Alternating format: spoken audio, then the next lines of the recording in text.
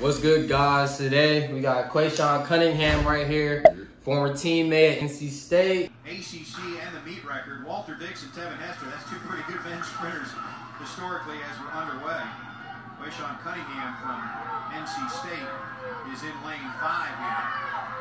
Top time posted by Cunningham from NC State. Take a look as they are tied in lane 7. Well, not able to make the lead. COAs from North Carolina, and so that. Go ahead. So tell them a little bit about yourself, Quay. So from Charlotte, North Carolina. Obviously, as y'all know, ran track with my boy here, Jay.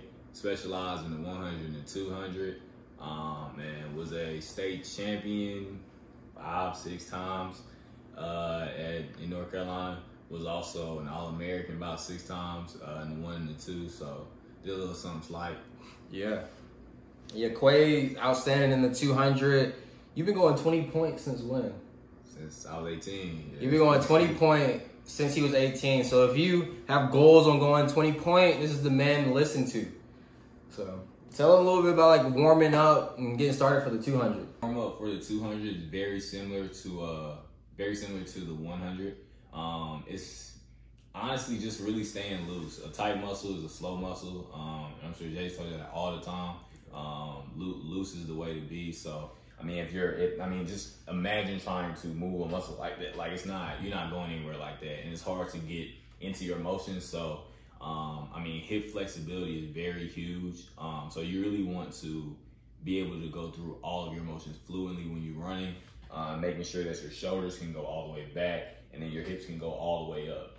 Whereas if you're trying to be too frequent, you're gonna burn out very, very quick in the race. Exactly. So when you warm up, just kind of make sure you're going through all your motions fluently, almost similar to if you've ever run a 400, it'd be just like that, but a little quicker. Okay.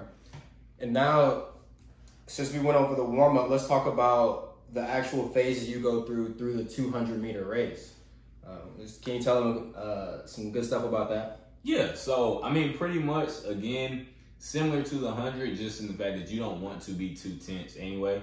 But it's a longer race, obviously. So you'll see a lot of guys, and even some guys who are very good 40 and 60 runners, they start out so fast, like they accelerate so fast, it's hard to hold that. So it's more of a speed endurance race. So you want to start out your first 30, 40 meters full speed anyway, out the blocks hard, same way you would a 100.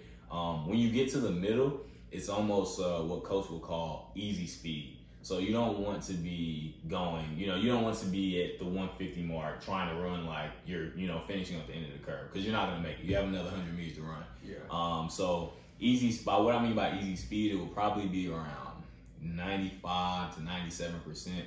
It's not 100, it's not pushing the red, but it's very close to it. So that easy speed will kind of take you toward the curve. Once you get to where the curve is about to turn to a straightaway, so about the 120 mark, that's when you're almost hitting it again. So that's when you kind of get back into the red, get back to 100%. And the goal is to have a negative split. So for instance, my PR is 2060. So that race, I believe I went about 10-2, 10-4 and 10-2 the second 100. Yes, okay. Whereas had I been stronger for the race, maybe I could have gone 10-4, 10 flat. So you went 10-4 that first 100, then 10-2 the second 100? Okay. Exactly. So it was a negative split. So I was in decent shape, but had I been in better shape, because my PR was 10-3. So, I mean, it probably would have been better for me to go 10-5 and have a little more, on the second end of the race. You'll see a lot of guys get off the curve fast,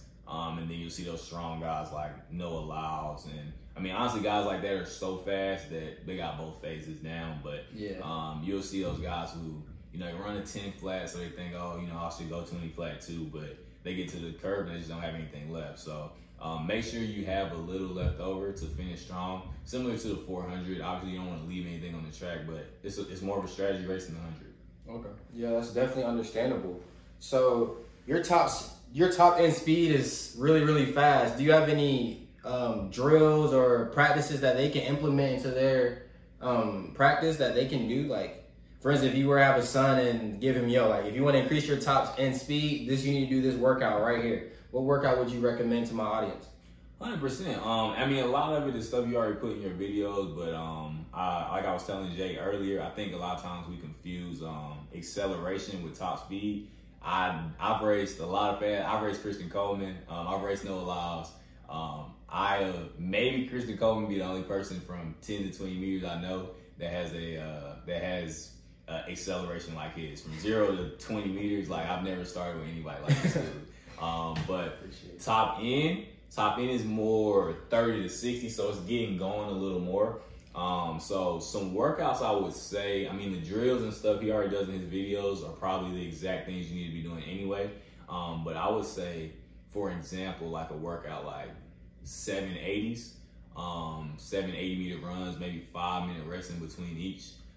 Set a cone up every 20 meters, so 20 meter increments. So the fourth cone would be at the 80 meter mark. So I would say maybe start the workout off. Even the first set, you don't even have to go super fast. Maybe you can build up 50, you know, hit the next cone 60, 70, 80, and then the next set 60, 70, 80, 90, until that third set, then you're going 70, start off 70, 80, 90, 100, and just keep going build up. So maybe by the time you get to the fourth, fifth set, when you're really warmed up, it's, I don't know, it's even faster. It's 80, 85, 90, 95. But getting used to that build-up will get your body used to changing into that acceleration form to reach top speed.